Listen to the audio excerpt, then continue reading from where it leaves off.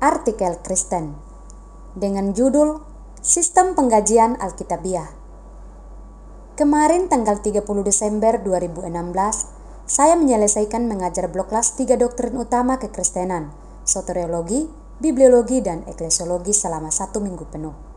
Pada bagian eklesiologi, saya mengajarkan tentang sistem penggajian yang alkitabiah antara lain, yang pertama, gembala harus mengajar dan jujur dan tegas bahwa orang Kristen lahir baru harus mengembalikan minimal 10% dari penghasilannya ke dalam perbendaharaan jemaat sebagai tanda kasih dan taat kepada Tuhan, serta mengasihi jiwa-jiwa yang perlu diselamatkan.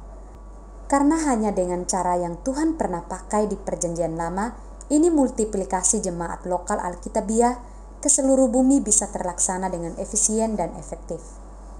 Yang kedua, sistem penggajian yang paling alkitabiah dan paling logis adalah gembala hanya boleh ambil 11/10, persembahan persepuluhan, tidak boleh lebih, tidak boleh kurang. Sistem ini yang Tuhan pakai pada zaman bangsa Israel sebagai Sacral Society. Imam hidup dari persembahan persepuluhan Lewi, dan Lewi hidup dari persembahan persepuluhan 11 suku lain. Jadi ini adalah sistem dari mencontoh sistem Tuhan.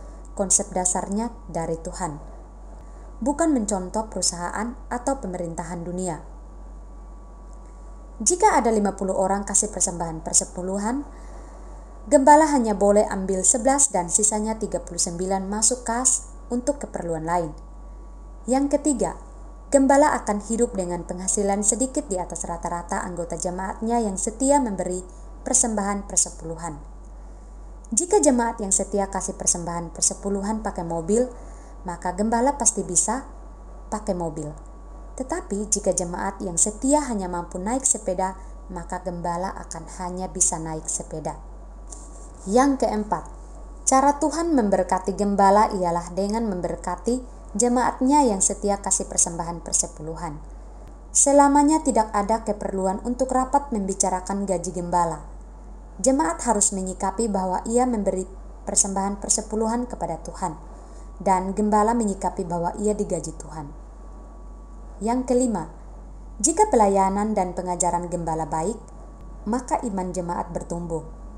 Tuhan memberkati jemaat, dan gembala akan mendapat efeknya. Sebaliknya, jika pelayanan dan pengajaran gembala tidak bagus, Tuhan tidak memberkati jemaat, maka gembala juga akan mendapat efeknya.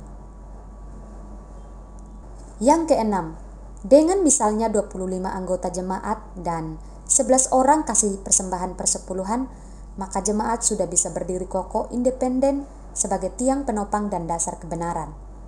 Gereja yang independen tidak tergantung pihak lain, tentu juga tidak dipengaruhi pihak lain adalah yang Tuhan harapkan.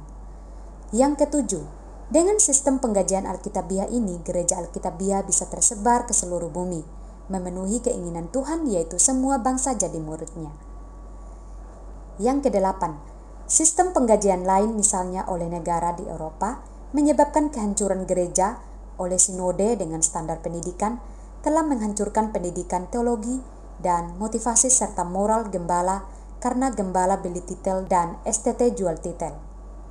Sistem oleh rapat majelis telah menempatkan majelis pemilik gereja dan gembala karyawan dan berkurangnya anak muda yang mau jadi gembala.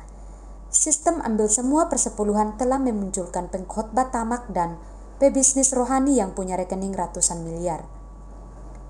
Yang kesembilan, satu-satunya sistem Alkitabiah dan yang paling logis serta efektif ialah bahwa gembala hidup dari 11 persembahan persepuluhan.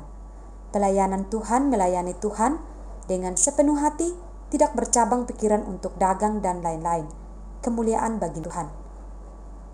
Yang ke-10, dengan sistem 11 persepuluhan, seorang gembala hanya boleh mengambil maksimum 11 persepuluhan dari jemaatnya. Boleh kurang, tidak boleh lebih. Tuhan memberikan 11 persepuluhan itu untuk menjadi hak gembala itu, karena ia telah membaktikan hidupnya untuk melayani Tuhan. Wajar jika Tuhan memelihara dia. Ini adalah sistem yang paling masuk akal, adil dan terhormat. Yang ke-11, ia dibatasi sehingga tidak dapat mengambil semua persepuluhan atau persembahan. Jangan sampai seorang hamba Tuhan disebut hamba uang. Banyak pendeta yang memakai sistem ambil semua. Ini sangat berisiko menjadi bisnis rohani. Sebab tambah satu orang yang memberi persepuluhan adalah tambah satu amplop lagi yang akan masuk kantongnya. Yang ke-12, tidak ada orang yang perlu iri kepada gembala yang mengambil maksimum 11/10. Apakah dia tidak rela gembala itu memiliki penghasilan sedikit di atas rata-rata jemaatnya yang setia? Apakah dia berpendapat seorang gembala harus miskin? Ataukah dia ingin gembala itu membagi-bagikan uang kepadanya? Dia dipersilakan menginginkan jabatan gembala melalui masuk pendidikan mempersiapkan diri. Yang ke-13, 11/10 adalah sedikit di atas rata-rata dari 11 anggota jemaatnya yang setia, bukan yang kaya, karena yang kaya justru tidak mau kasih persembahan persepuluhan. Jika ke-11-nya miskin, maka si gembala juga tidak akan kaya. Jika 11 orang itu kaya, si gembala tidak akan dipandang hina atau rendah. Jika Tuhan memberkati pelayanan gembala itu dengan orang-orang yang setia mengembalikan persepuluhan, tidak boleh ada orang yang iri. Sebab itu berkat dari Tuhan. Tuhanlah yang memberkati jemaat-jemaatnya. Yang ke-14, sistem 11/10 adalah sistem yang melindungi gembala sebagai pelayan Tuhan yang terhormat. Gembala bukan digaji oleh majelis atau diaken atau siapapun juga. Tidak ada yang dapat menetapkan gaji gembala, termasuk sinode. Dia bukan karyawan siapapun, dan dia tidak perlu minta kepada siapapun untuk naik gaji. Tuhanlah yang memberkati dia karena dia adalah hamba Tuhan. Yang ke-15, sistem 11/10 memfasilitasi hamba Tuhan untuk fokus pada pelayanan. Jika ia bisa hidup cukup dari 11/10 itu, ia tidak perlu pusing memikirkan bisnis tambahan, pekerjaan sampingan, dan lain-lain. Ia tidak perlu fokus pada uang, melainkan pada pelayanannya. Yang ke-16, sistem persepuluhan mengajarkan jemaat untuk mengasihi Tuhan lebih daripada uang. Tuhan yang kemudian akan memberkati jemaat itu apabila mereka mengasihi Dia. Yang ke-17, kami tidak dapatkan contoh Alkitab maupun melalui nalar akal sehat adanya sistem penggajian yang lebih alkitabiah dan lebih logis, lebih efisien daripada yang Tuhan pernah pakai di zaman Perjanjian Lama. Jika Anda memiliki sistem penggajian yang lebih logis, lebih efisien, dan lebih memiliki dasar Alkitabnya, silakan kasih tahu saya. Yang ke-18, kami dapatkan orang yang menentang persepuluhan kebanyakan adalah orang yang tidak mengasihi Tuhan lebih dari materi. Dan yang menentang sistem penggajian gembala hanya boleh ambil 11 amplop persembahan persepuluhan kebanyakan adalah orang yang tidak mengasihi hamba Tuhan dan pekerjaan Tuhan. Bahkan yang cenderung mau melihat pelayan Tuhan miskin, susah, dan menderita. Yang ke-19, menerapkan sistem persepuluhan tanpa menerapkan sistem penggajian yang seharusnya mengikutinya adalah sebuah kesalahan. Memberikan persepuluhan tanpa memperhatikan cara pemakaiannya juga sebuah kesalahan.